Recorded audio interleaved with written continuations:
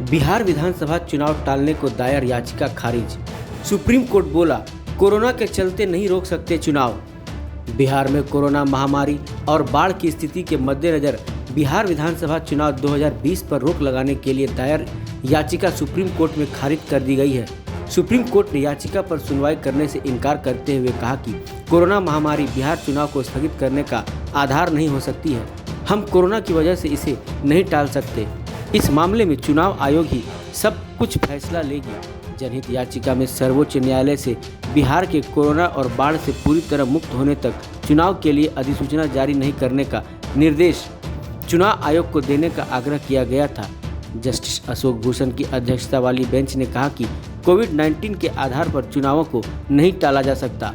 भारत का चुनाव आयोग ही सब कुछ तय करेगा। बेंच ने कहा कि यह एक प्रीमेच्योर याचिका है क्योंकि चुनाव आयोग की तरफ से विधानसभा चुनावों के लिए अब तक कोई अधिसूचना जारी नहीं की गई है।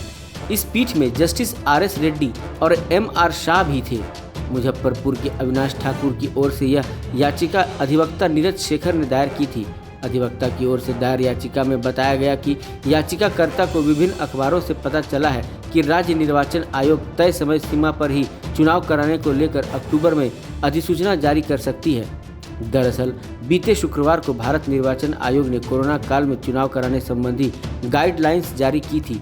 इसी के बाद लोग चर्चा कर रहे हैं कि बिहार विधानसभा चुनाव तय समय पर ही होगा। हालांकि चुनाव आयोग की तरफ से इस बारे में कोई आधिकारिक घोषणा नहीं हुई है। बिहार की सभी विपक्षी पार्टियां कोरोना और बाढ़ से त्रस्त राज्य में चुनाव टालने की मांग कर रहे हैं। वहीं चुनाव आयोग की गाइडलाइंस पर प्रतिक्रिया देते हुए राष्ट्रीय जनता दल ने चुनाव के दौरान कोरोना की चपेट में आने पर मतदाताओं के लिए बीमा कवरेज की मांग की है। कोरोना महामारी के वक्त चुनाव कराने का विरोध कर रही RJD ने यह भी कहा है कि चुनाव आयोग की गाइडलाइंस में कई स्पष्टीकरण की जरूरत है। RJD सांसद मनोज झा ने कहा कि मतदाताओं को बीमा कवर दिया जाना चाहिए क्योंकि चुनाव में मतदाता ही मुख्य हैं। इसके साथ ही उन्होंने कहा कि अगर चुनाव आयोग गाइडलाइंस पर स्पष्टीकरण नहीं देता है तो ऐसी संभावना है कि 30 से 32% कम वोटिंग होगी। इंडिया न्यूज़ वायरल की रिपोर्ट।